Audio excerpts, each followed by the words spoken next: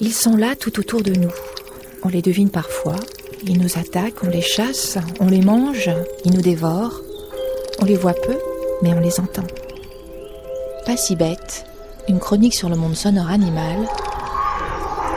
Aujourd'hui, le loup gris.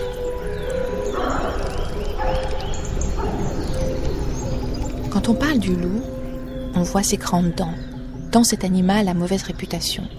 Pourtant, s'immerger dans l'univers sonore des loups permet de découvrir un autre monde, loin des contes, des peurs ancestrales et des clichés, mais tout aussi fascinant.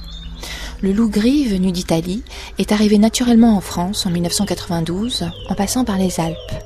Il a alors progressivement colonisé le territoire français pour arriver jusque dans le massif des Vosges en 2011. Les loups vivent en meute, soit quelques individus regroupés selon une hiérarchie obéissant à des règles strictes. C'est le couple alpha qui domine. Autour d'eux, des loups et des louves, le plus souvent apparentés, et l'individu oméga, tout en bas de l'échelle, sorte de souffre-douleur, un ordre bien établi qui peut être remis en question pendant la période de reproduction entre janvier et avril, car seul le couple alpha peut se reproduire, et cela ne va pas sans quelques grincements de dents. Certains, mâles ou femelles, aimeraient bien tenter leur chance, mais le couple alpha veille et remet en place cette jeunesse tumultueuse qui s'approcherait de trop près. Bagarres et grognements sont donc fortement perceptibles et audibles. Pour communiquer entre eux, les loups possèdent une panoplie de moyens qui va du marquage au sol par l'urine, en passant par le langage corporel, babine retroussée, oreilles couchées, gueule ouverte, l'animal a peur, animal allongé, aux oreilles couchées, l'animal est soumis à plus fort que lui, sans oublier bien sûr le célèbre hurlement qui permet de regrouper les loups de la meute et d'éloigner les autres meutes. Grâce à son ouïe extrêmement fine, le loup peut entendre ses congénères à plusieurs kilomètres.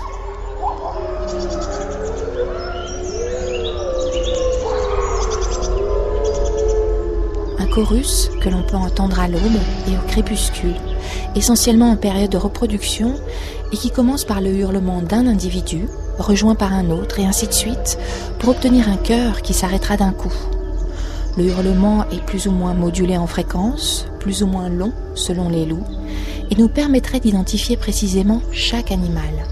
C'est une signature vocale individuelle qui intéresse de près la science et les bioacousticiens. Mais attention à ne pas tomber dans le piège que les loups pourraient se tendre entre meutes. Les loups pratiqueraient ce qu'on appelle l'effet beau geste. Ils joueraient avec les modulations de leur hurlement de telle manière qu'ils pourraient arriver à faire croire aux meutes voisines qu'ils sont beaucoup plus nombreux. Une sorte de maquillage sonore qui rend plus difficile l'évaluation du nombre d'individus à l'oreille. Le loup est loin d'être bête. Un malin et demi.